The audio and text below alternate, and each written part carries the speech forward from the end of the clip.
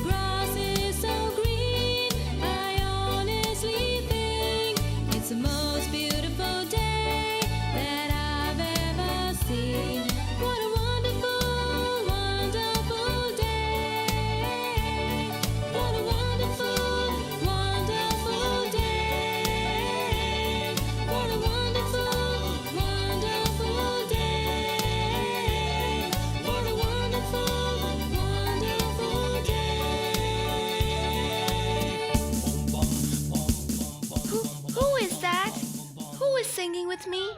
Please don't hide, whoever you are. A cunning wolf who lived in the forest had heard Little Red Riding Hood singing and had followed her as she skipped along.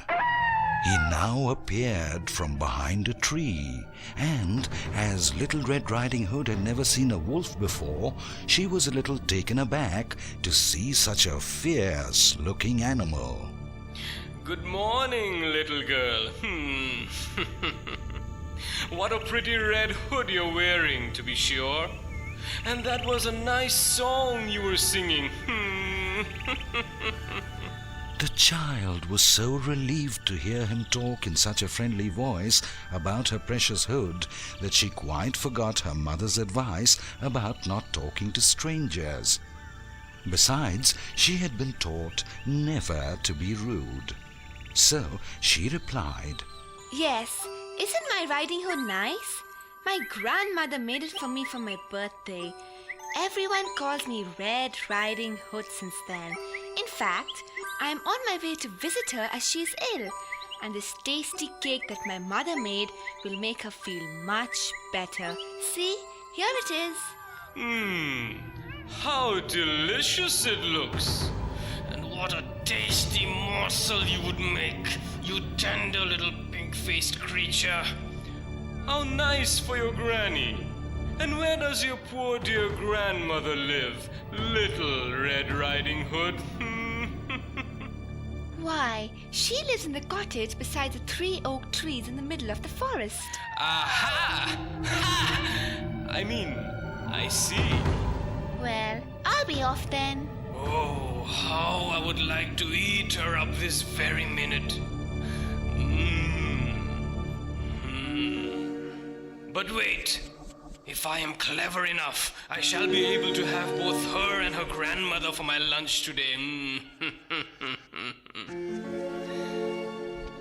Good luck to you on this beautiful morning, Little Red Riding Hood. You are lucky indeed to be visiting your grandmother today. Mind if I walk with you for a bit? Oh, I suddenly remembered. I wasn't supposed to speak to you at all. But then, you mean me no harm. I suppose you could walk with me just for a bit. The bad wolf could barely stop himself from gobbling her up, and he pretended to make polite conversation while he thought of a way to reach the grandmother's house before Little Red Riding Hood did. Suddenly he said, Oh, do look at those wonderful red strawberries over there and all those flowers under the trees. Wouldn't you like to pick some for your grandmother? I was told not to stray from the path, but you are right. The strawberries do look tempting. So perhaps I'll go just a little over there. Not too far. Goodbye. So Little Red Riding Hood, quite forgetting what her mother had made her promise not to do, waved to the wolf and skipped away deeper into the forest to pluck the berries and the flowers. Meanwhile, the wolf, pleased that he had managed to delay her, gave an evil laugh.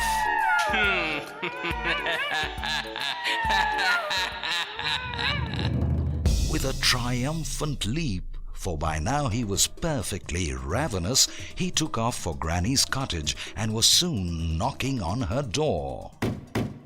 Who is there? It's me, Red Riding Hood, Granny dear. I have come to visit you. Just lift the latch, my dear, and come in. I'm afraid I can't get out of bed this morning. Oh, you never need get out of bed again, dear Granny. For not another day will you live to see your precious granddaughter. And with those words, the evil wolf gobbled up poor Granny in one swallow.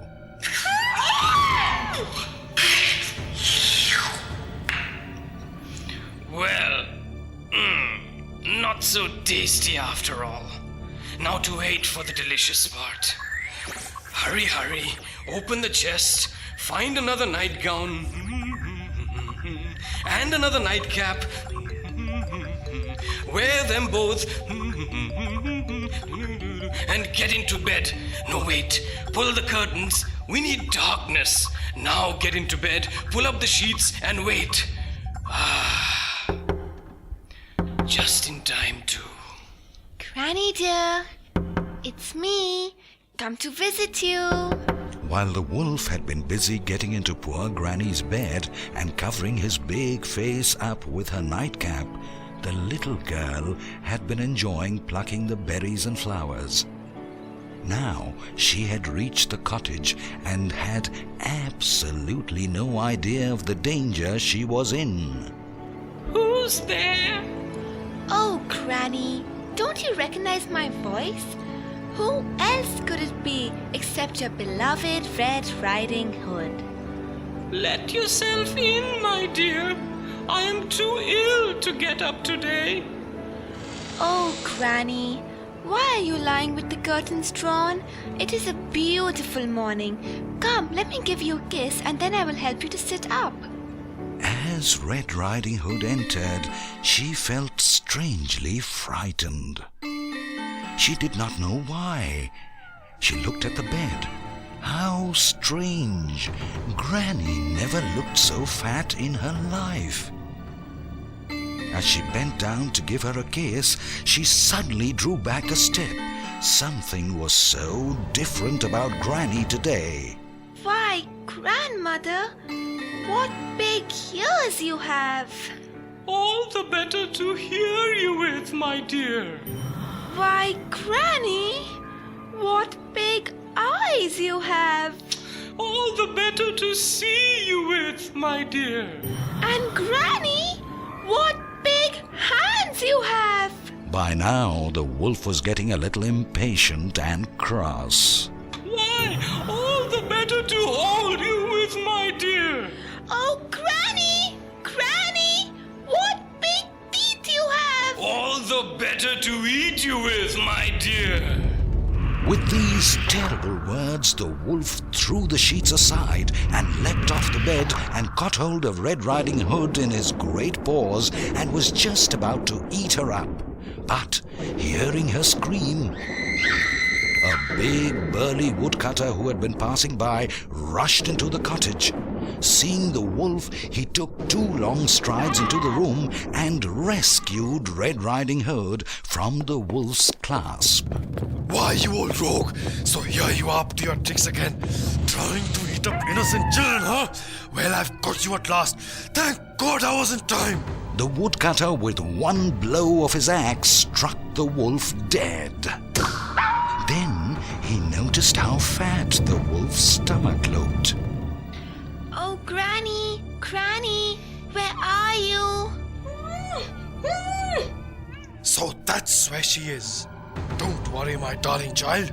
Your granny is safe. Saying this, the woodcutter took out a hunting knife from his pocket and slit open the wolf's stomach. Out tumbled Granny, very, very shaken by her terrifying experience. Oh, thank God. Oh, thank you. That was terrible, terrible. Sit you down, ma'am. Right here on this armchair. Here's a blanket for you now. Red Riding Hood was overjoyed to see her grandmother safe and alive. She took out the cake and wine and made her eat some. Granny, how glad I am to see you safe. Here, eat some of this cake which Mother baked and drink some wine. You shall feel a lot better in a little while. I am already a lot better. Come here, dear child. Give me a hug. We have had a narrow escape today, and we have a lot to thank this good man here for. Now, let's get dressed and go home to Mother. Well then, ma'am. Good day to you. I'll be on my way. So saying, the woodcutter flung the dead wolf over his shoulder and took off into the forest. And Granny and Little Red Riding Hood walked back to the little girl's cottage at the edge of the forest.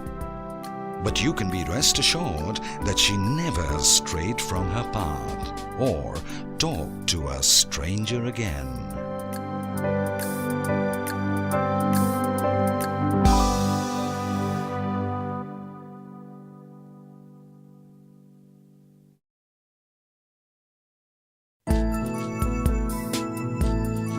Once upon a time there lived a man and his wife in a little house overlooking a beautiful garden. They would often stand at their window and stare at the wonderful flowers and vegetables which grew there. However, they could never dare to go into the garden as it belonged to a ferocious old witch. Everyone was terrified of her, as she would cast her evil spell on anyone who dared to cross her path. The young couple had longed for a child for many, many years, and at last their prayers had been answered, and they were to have a child. One day the man noticed his wife standing for a very long time at the window. What is the matter, my beloved? Why do you stand there looking so sad?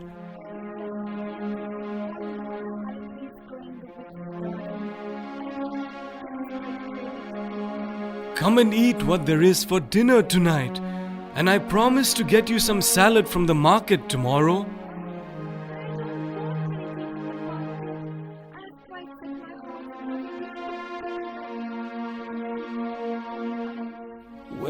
dear.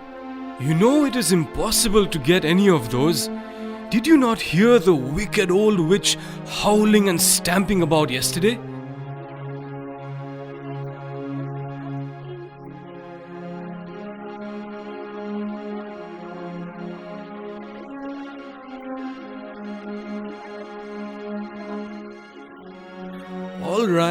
All right. Don't cry, my dear wife. For your sake, I will try and jump over the wall and get you some. So the man, who loved his wife dearly and could not bear to see her unhappy, very quietly climbed into the garden that very night. But just as he knelt down to pluck the leaves, he felt a sharp stinging on his hand, as if someone had struck him with a whip.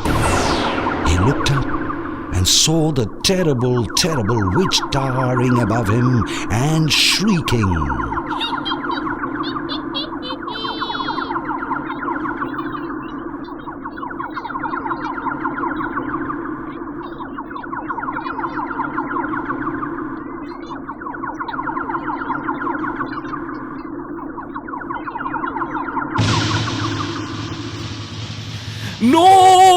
No, please, no, spare me. I only came to take some of these leaves for my wife, who is to have a child. She eats no other food, and I fear that she will get sick and die if I do not get her these.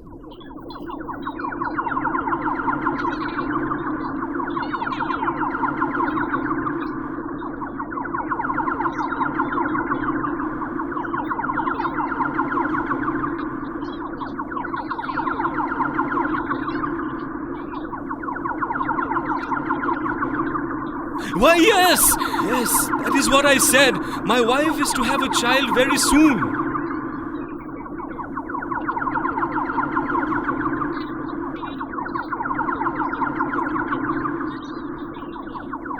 Oh, please. Yes, I hear. I will do anything. Only spare my life. Spare my life.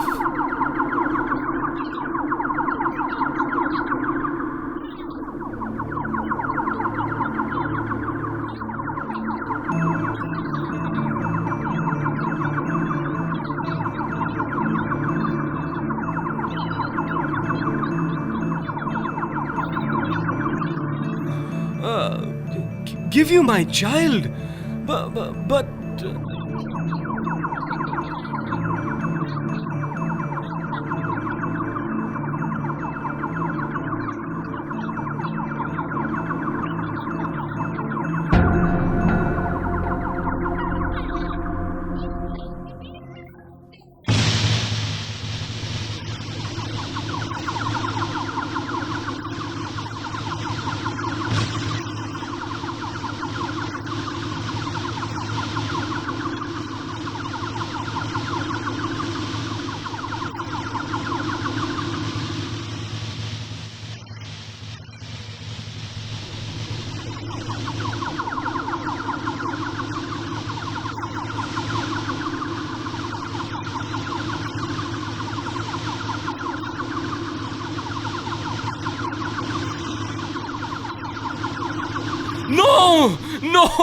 No, please.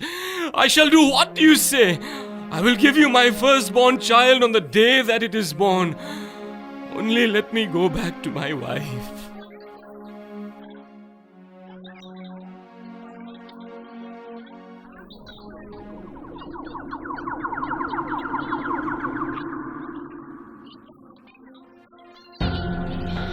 Yes, of course. Goodbye. Oh, goodbye. So the terrified man rushed away out of sight. His wife did not notice his fright, for she was only concerned with eating her salad. In time, she gave birth to a little girl. And no sooner had she taken her baby in her arms when the witch appeared in a flurry.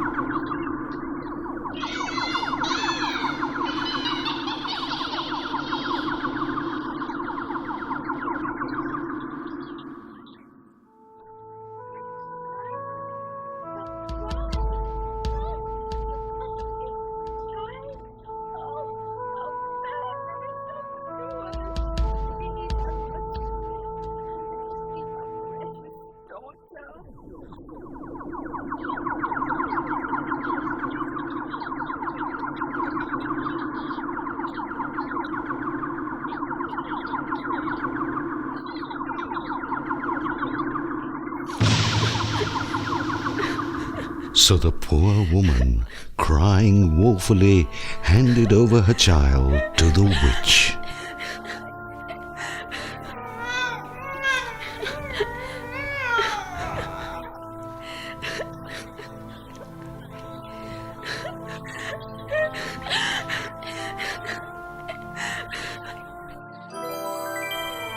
So away went Rapunzel to live with the witch next door. She was not only beautiful, but the amazing thing about Rapunzel was her hair. It was a glorious gold, and it seemed to grow longer every day. By the time she was 3, it had grown up to her feet. When she was 7, it trailed far behind her, and by the time she was 12, she could only walk if she held her braids on her arms, away from her feet. One day,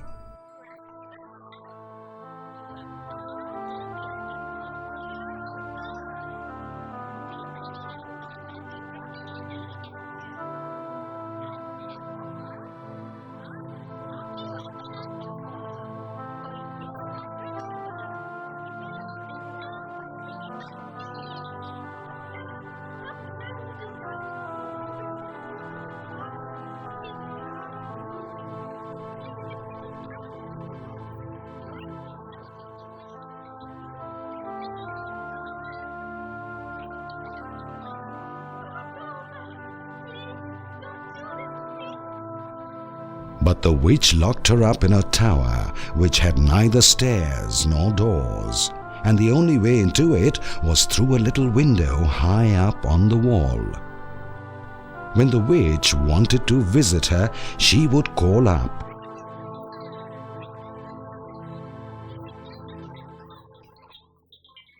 and down would tumble Rapunzel's golden locks like a rope. The witch would climb them, huffing and puffing, and reach the room at the top, and Rapunzel would help her in through the window. Poor Rapunzel! She saw no one but the witch, who visited her once a day, and the rest of the time she was all alone in the little room at the top of the tower. She would often sing to herself, and her sweet voice would float out through the window.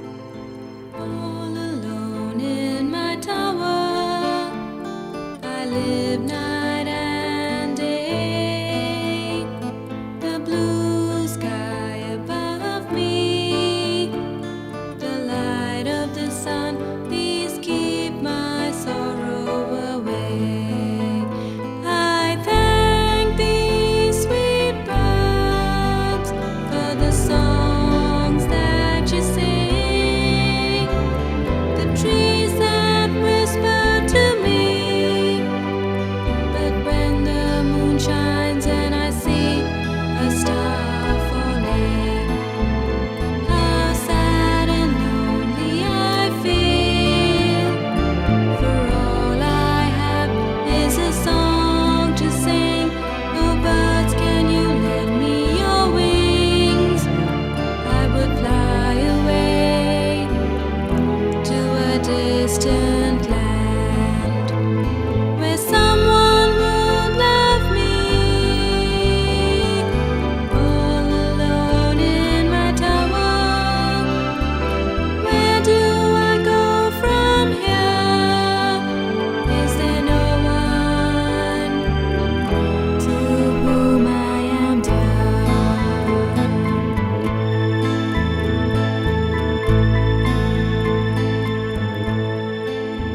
One day, while Rapunzel was singing this song, a handsome young prince happened to pass by on his horse. The blue sky above me, the light of the sun, these keep my sorrow away.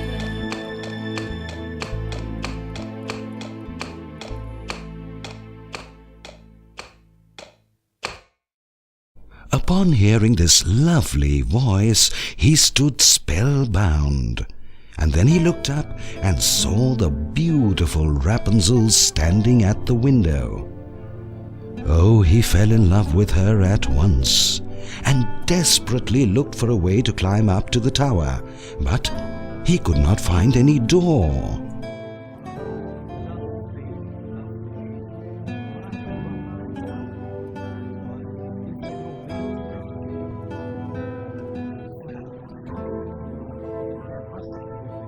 Talking thus to himself, he decided to hide behind a tree. He soon saw the witch come through the trees and call out to Rapunzel.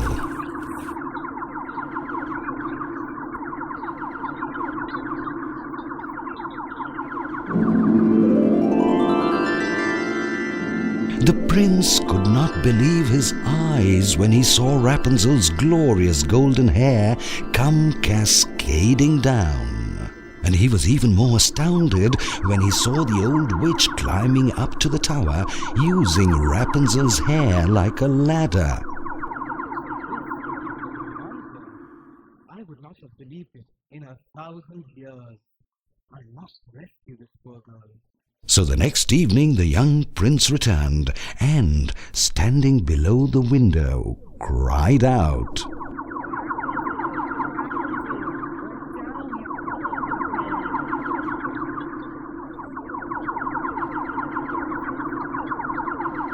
Rapunzel, however, let down her hair as usual.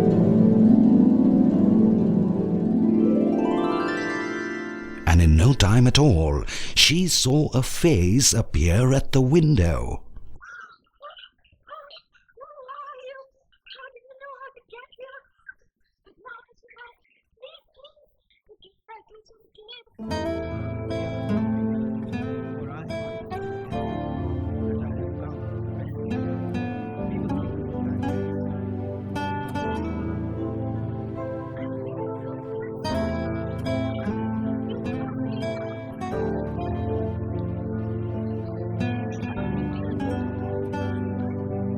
So the prince left in a hurry, but after that he came to visit Rapunzel every evening, bringing with him a skein of silk for Rapunzel to make into a ladder for them to escape. One day, Rapunzel, who could only think about her prince, said dreamily to the witch,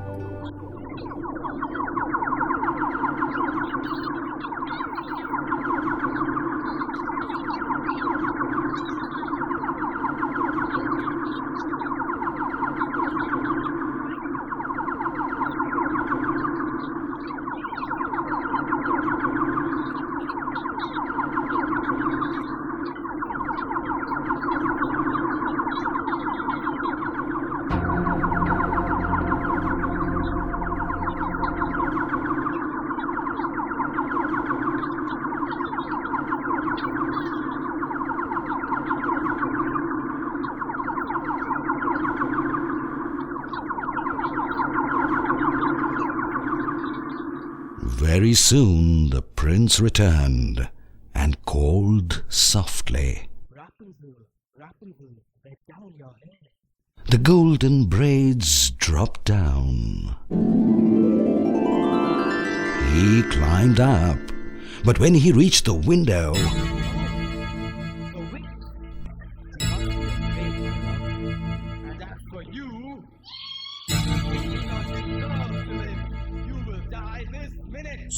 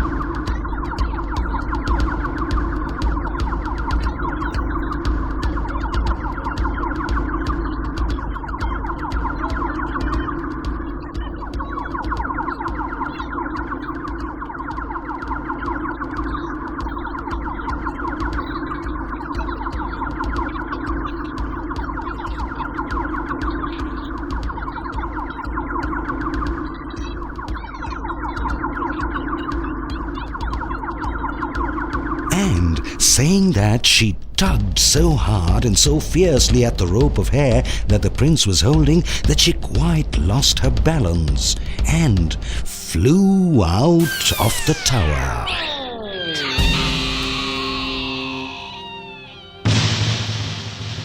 And crashed into the trees below and seemed to disappear into the ground, never to be seen again.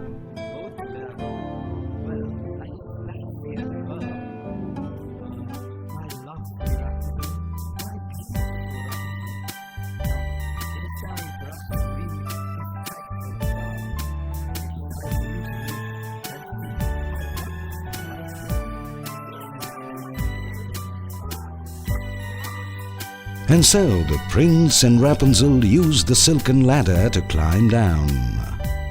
And they travelled to the prince's kingdom, where they were greeted with much joy and laughter. Rapunzel brought her parents home, and then she and the prince were married with great pomp and ceremony.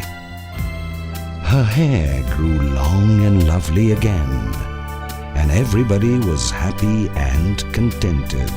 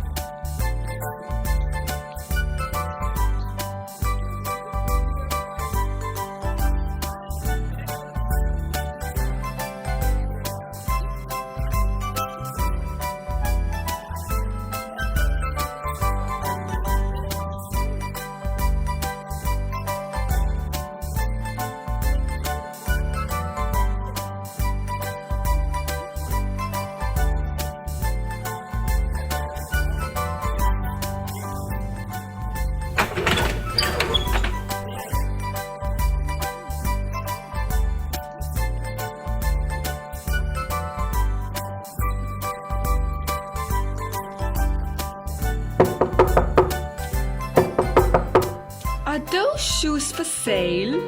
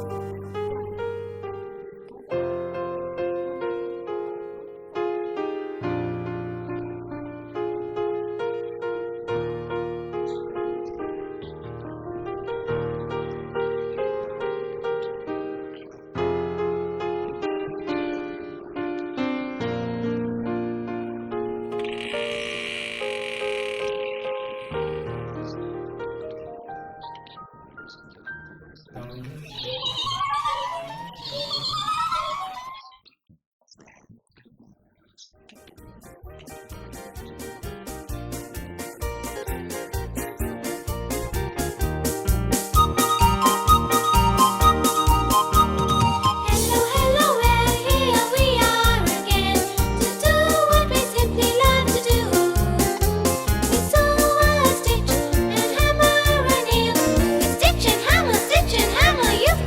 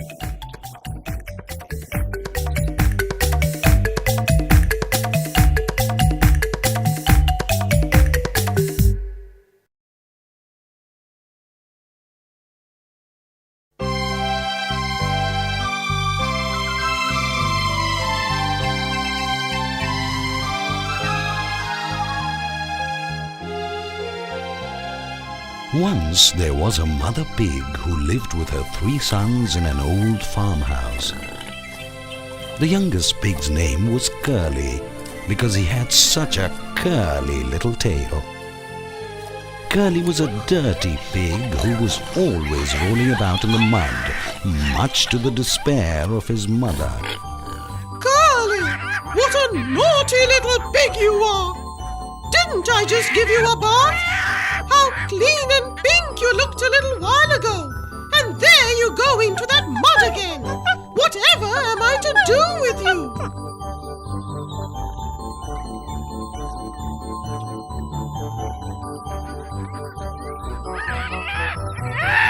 Well, you need to have your ears pulled for this!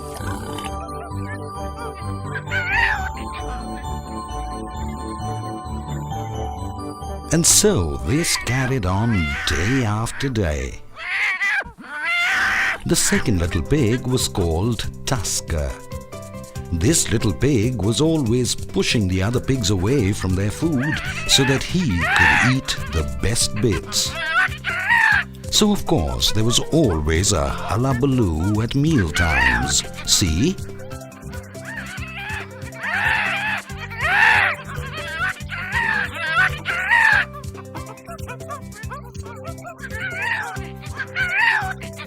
Really, I'm so tired of you.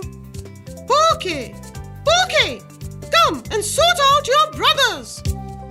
Now Porky was the eldest little pig, and he was thoughtful and sensible. He was clean too. His mother always said that he would become a prize pig when he grew up. Leave them to me, Mother. They are impossible little rascals, and I dare say that big bad wolf will eat them up one day. Indeed, the big bad wolf, the one enemy you have to guard against. Come here at once, my children, and listen carefully to what I have to say. So the 2 happy little brothers and Porky came squealing up to their mother, rubbing their snouts against her warm coat and toppling over each other in their excitement. They were not bad pigs, just very young. All right, now stay still for a while, for I have something very important to say to you. I am getting old, and there is hardly any place for us all to live in the farmyard. It is time for you to leave. Go out into the world and make homes for yourselves. And never forget that the wolf is always prowling about to eat up little pigs.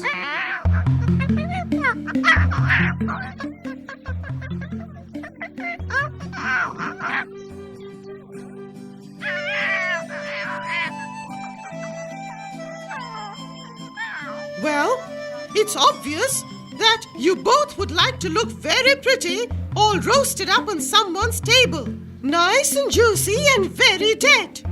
So be it.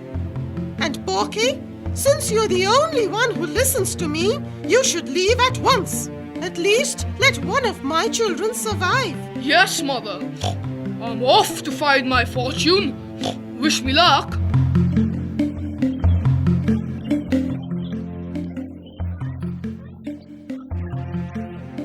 Tusker and Curly had realized the wisdom of their mother's words. I'm sorry to see you go, my little piglets, but this is all for your good. And remember, beware of the sly old wolf. Goodbye, Mother. Take care of yourself, and don't worry about us.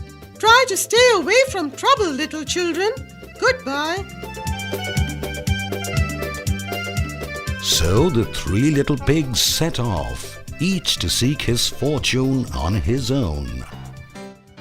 Before long, Curly came across a bundle of straw. Ah, he thought, this is easy. He giggled and rubbed his hands in glee.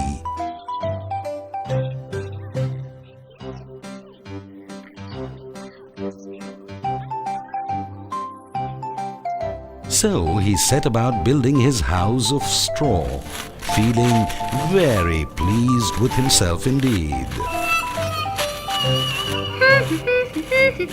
Ha ha ha, la la la la la. There you are, and I'll even make a door. La la la la la, ho ho ho, la la la. What a fuss about nothing. La la la la la. Now I'm safe and sound in my little home on the ground, just like the wolf come around. Oh, he can go and simply drown, for I'm safe and sound. And soon Curly had curled up in his new home and gone to sleep. Meanwhile, the second pig, Tusker, had gone into a cabbage field.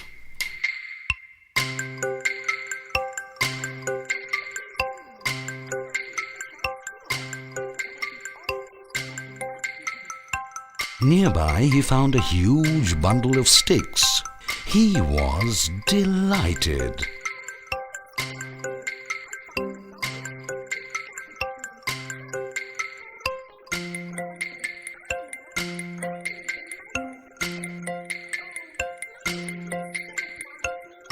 And so the happy little pig set to work at once.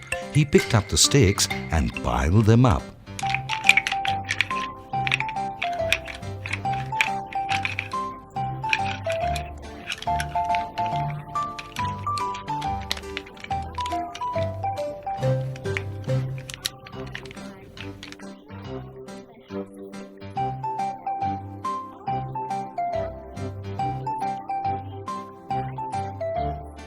So Tusker, thinking he had been very clever indeed, sat down to munch his cabbage leaves in his house made of sticks.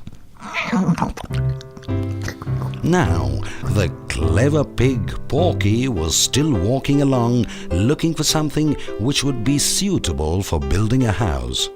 This little pig had his own ideas about how strong his house should be.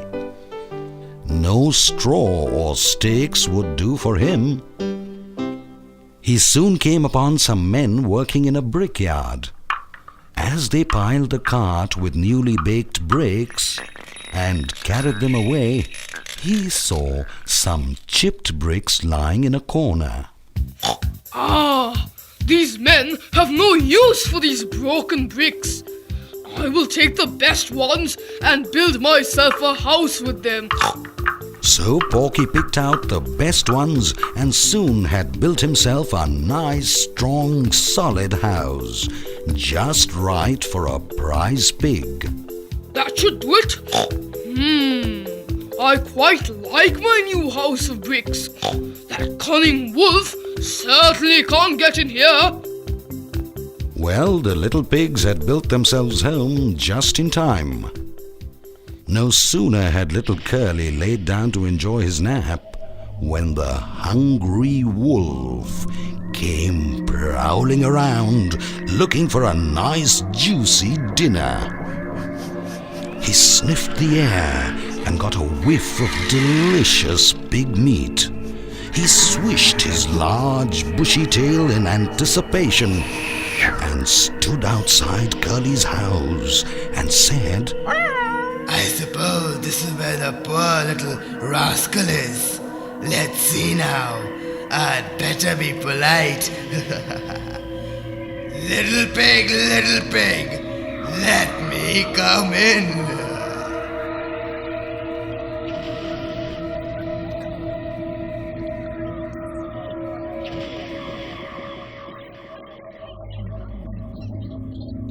Then I'll huff and I'll puff and I'll blow your house in.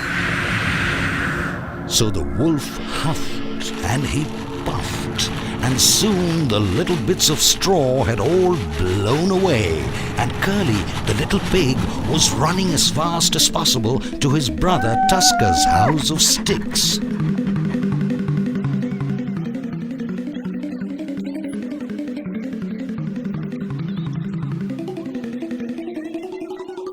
Tusker heard the howls and quickly opened the door, and two frightened little pigs bolted the door shut.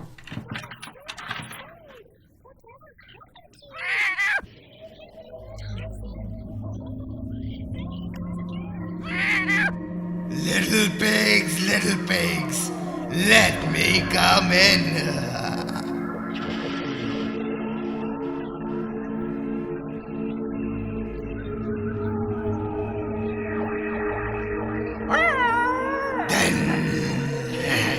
I'll huff and I'll puff and I'll blow your house in. So the wolf huffed and he puffed. Then he huffed and he puffed again. And soon the sticks all blew away. Once again the pigs were running helter-skelter to their big brother's house of bricks.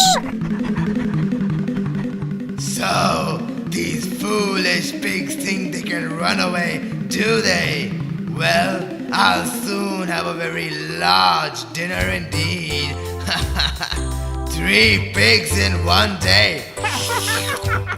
This is going to be fun. Look how they torment me, the nasty little pigs. They think they can outrun me, trick me, escape me. Oh, ha ha ha, what a laugh. How pink and plump and sweet. What mouthfuls, what a treat. Do they think that I'll give up so easily? Wait, you tasty morsels, before the day is done. I'll have you for my dinner. Oh yes, I will. So scream all you like, with all your very might. But by the hair of your chinny chin chins, I'll get you yet. Let's have a bet, for I'm the cunning old wolf, you see. Oh ha ha ha, what a laugh. Ha ha ha ha ha. Ha ha ha ha ha. The wolf now stood before the brick house and knocked loudly on the door. Little pigs, let me come in.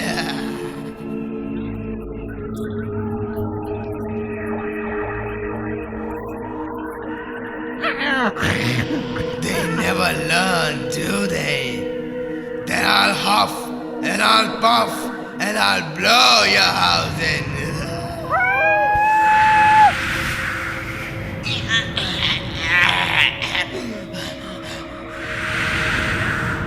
What is this house made of? So, you think you have tricked me? I'll show you. I will get you.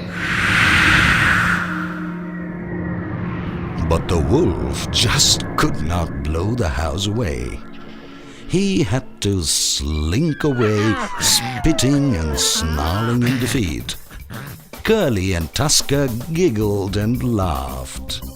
But Porky said thoughtfully, I think we're going to hear from the wolf soon.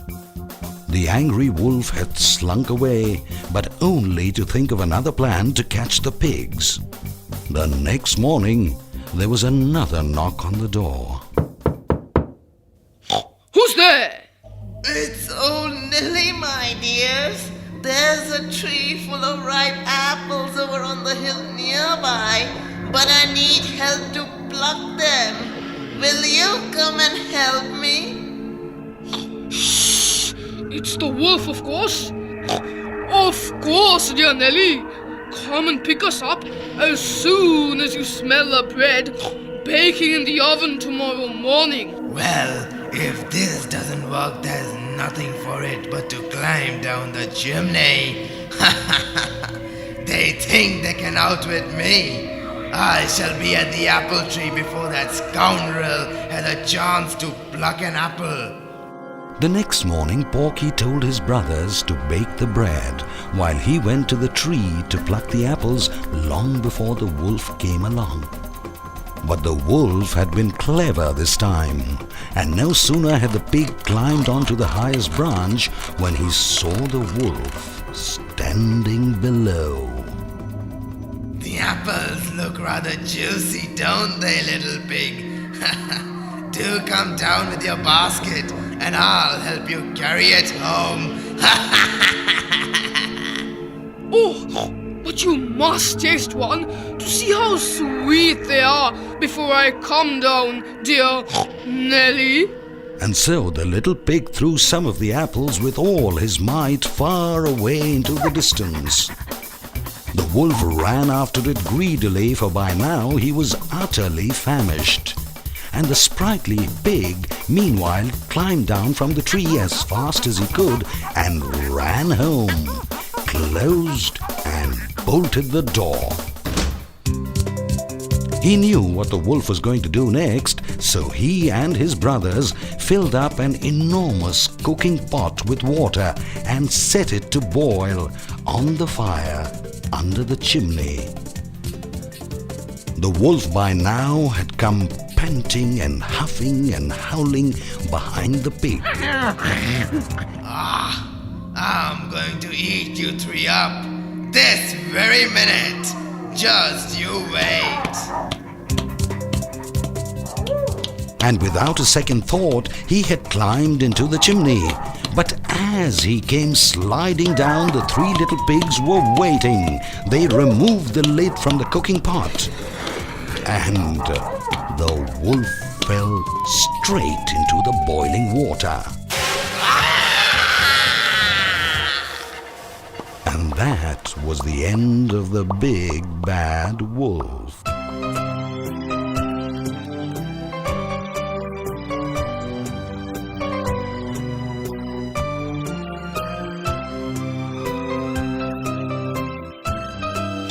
Now I hope you understand why Mother was always worried about you both. I hope you have learned your lesson. Yes, they had certainly learnt how dangerous it could be to be lazy and careless. So Curly and Tusker built new houses out of brick next to their brothers, and they all lived safely and happily ever after.